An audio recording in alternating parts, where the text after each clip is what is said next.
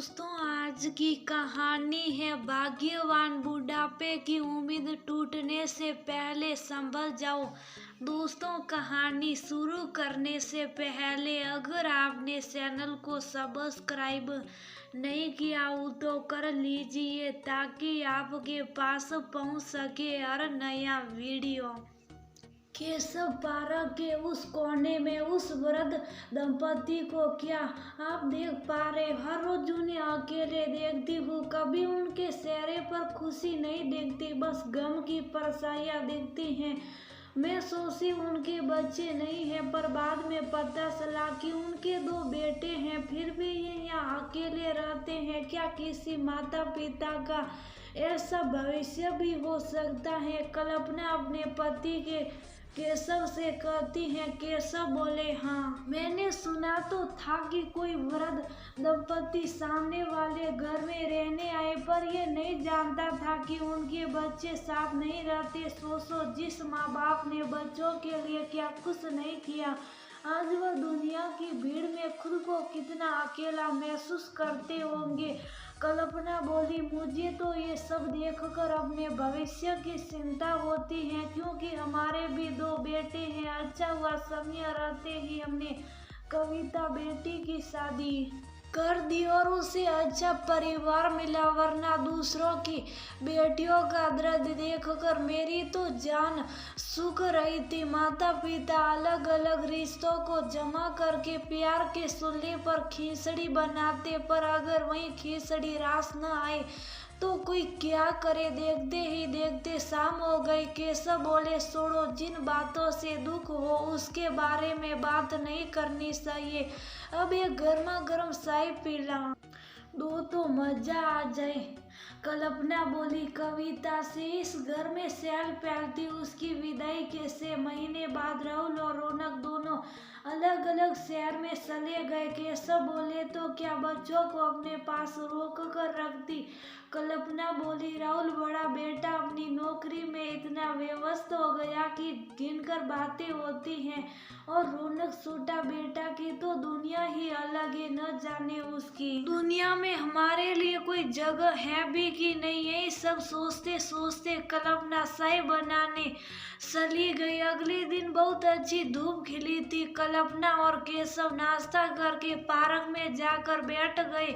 थोड़ी देर बाद बंगल वाले बेंच पर वही वृद्ध दंपति आकर बैठे। वह दोनों बस आसमान की तरफ देखे रहे थे। केशव के मना करने के बाद भी कल्पना उठकर उनके पास चली गई और हाल चाल पूछने लगी। थोड़ी देर बाद केशव भी उनके पास चले गए। कल्पना बोली, अंकल जी, बहुत दिनों से देख रही हूँ आप दोनों अकेले आते हैं, कुछ बातें भी नहीं करते, फिर चले जाते हैं। महिला कमला जी बोली, बेटे, क्या तुम्हारे भी बच्चे हैं? अगर है तो कभी उनके भरोसे मत रहना। जीते जी कभी अपना सब कुछ उसे मत सोचना। पैसे देना पर कभी उनसे उम्मीद मत रखना, क्योंकि बुढ़ापे में जब उम्मीद टूटती है तो बहुत दर्द होता है। केशव बोले, माता जी, ऐसा क्या हुआ जो आप इतनी दुखी हैं? तभी कमला जी के पति कैलाश बाबू बोले, आप दोनों सजन जान पड़ते, तभी तो एक अनजान से उसके दर्द को बांट रहे। कैलाश बाबू बोले, एक समय था, हमारा भी हंसता खेलता परिवार था, बिल्कुल रिश्तों की खिचड़ी की तरह। दो बेटे हैं, बड़ा बेटा अजीत को इंजीनियर बनाया, छोटे बेटे सुजीत ने होटल मैनेजमेंट करवाया। हम तो सोच रहे थे हमारा जैसा उज्जवल भविष्य किसी का हो ही नहीं सकता, पर वक्त को तो कुछ और मंजूर था और हमें रिश्तों की खिचड़ी रास न आई। कल्पना बोली, सासा जी, ऐसा क्या हुआ कि आपकी सोच बदल गई? कैलाश बाबू बोले, अजीत को पढ़ाई के लिए विदेश जाना था, तो मैंने अपने पीएफ का सारा पैसा उसे दे दिया। पढ़ाई के दौरान ही उसे एक लड़की पसंद आई और उसने विवाह कर लिया और बस हमें संदेशा भेजा कि वह वहीं रहेगा और वक्त मिलेगा तो मिलने आएगा। कल्पना झट से पूछी, और सुजीत वह कहाँ गया? कमला जी बोली, बेटा जब वक्त खराब होता तो सबसे पहले अपने ही छोड़ जाते। सुजीत ने हमारी पसंद की लड़की से शादी की तो हमें उम्मीद लगी कि वह अजीत जैसा नहीं करेगा। उसे होटल खोलने के लिए पैसों की जरूरत हुई तो हमने बेटे के भविष्य के लिए गांव का जमीन घर सब बेच दिया। शहर का ये घर हमने बेचने से इनकार किया तो उसने हमसे सारे रिश्ते तोड़ लिए। इतना कहकर कमला जी फूट फूट कर रोने लगी। केशव बोले, वो ऐसा कैसे कर सकते? कैलाश बाबू बोले, हम जिनके भविष्य के कितने दिनों तक अकेले रहे, उम्र के इस पड़ाव पर आज फिर उनकी वजह से अकेले हो गए। हम बच्चों को पढ़ने के लिए दूर इसीलिए भेजते हैं कि उनका भविष्य उज्जवल हो। इस बात की जमानत कोई नहीं दे सकता कि भविष्य में वही बच्चे हमारे साथ रहेंगे या हमारा साथ देंगे। चलो कमला, सोच हो गई, घर चलते हैं। कल्पना ने कमला जी के कंधे पर हाथ रखकर उन्हें हौसला दिया। कमला जी नम आंखों से जिंदगी के वसे के सफर को काटने के लिए सज उठा रही थी और अपने साथी का हाथ थामे हुए चली गई। केशव और कल्पना उन्हें देखकर अपने भविष्य की चिंता करने लगे। फिर वह भी अपने घर चले गए। अब आए दिन उस वृद्ध दंपति से कल्पना और केशव की मुलाकात होती रहती थी। समय बीत रहा था, उन्हें भी अपने भविष्य की चिंता हो रही थी। एक दिन कल्पना केशव से बोली, सुनो जी, राहुल बच्चा नहीं है, उसे साफ साफ पूछो कि आखिर उसने भविष्य के बारे में क्या सोचा है। केशव बोले, कैलाश बाबू की बातों ने तुम पर ज्यादा ही असर डाला है। तुम अपने बच्चों की तुलना उनसे क्यों कर रही हो? हमारे बच्चे ऐसा कुछ नहीं करेंगे।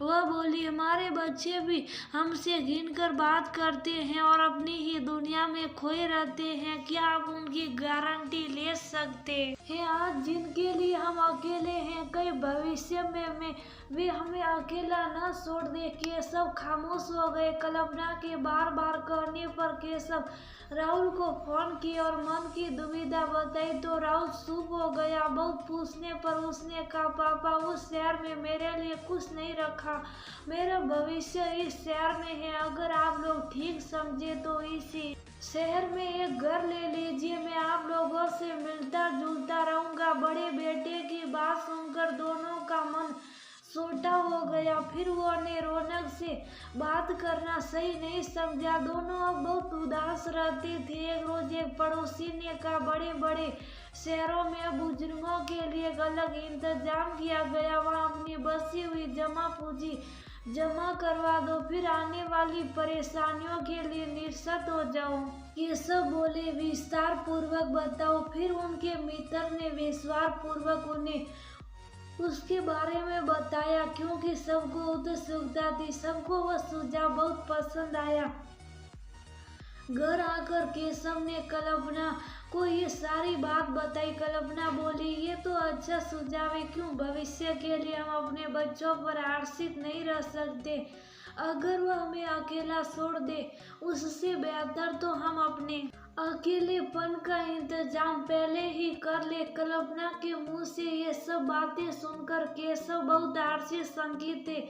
कल्पना बोली, दर्द भी हमें तब तक ही रुलाता है जब तक हमें उसे महसूस करते हैं। जब हमारे बच्चों ने इसी उम्र से हमारे लिए शर्त रख दिया तो बेहतर होगा हम अपना इंतजाम पहले ही कर ले। कुछ रोज बाद केशव ने रौनक फोन करके कहा, तुम्हारी पढ़ाई का आखिरी साल है, बेहतर होगा अच्छा काम ढूंढने की तलाश करो। 2 से 3 साल तक मैं तुम्हें मदद करूंगा, फिर उसके बाद मैं तुम्हारी मदद नहीं कर सकता। रौनक बोला, आप भैया का गुस्सा मुझ पर क्यों निकाल रहे? कल्पना बोली, बेटा हम किसी से नाराज नहीं, बस अपने भविष्य का इंतजाम कर रहे। तुम्हारी पूरी उम्र बची हुई है पर हमारे पास ना तो उम्र ना पूंजी, तो तुम हमारी परेशानी समझ सकते हो।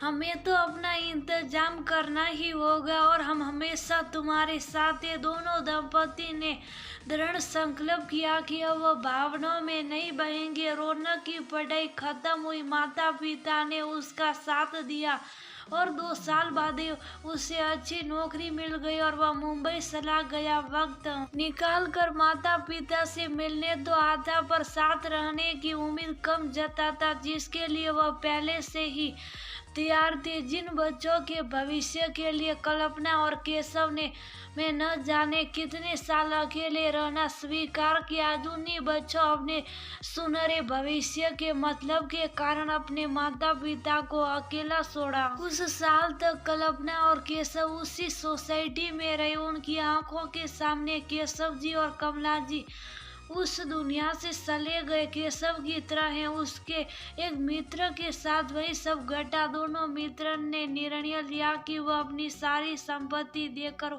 उसे अपना घर में जाएंगे, जहाँ बच्चे तो नहीं होंगे परंतु दुख बांटने के लिए कुछ अपने जरूर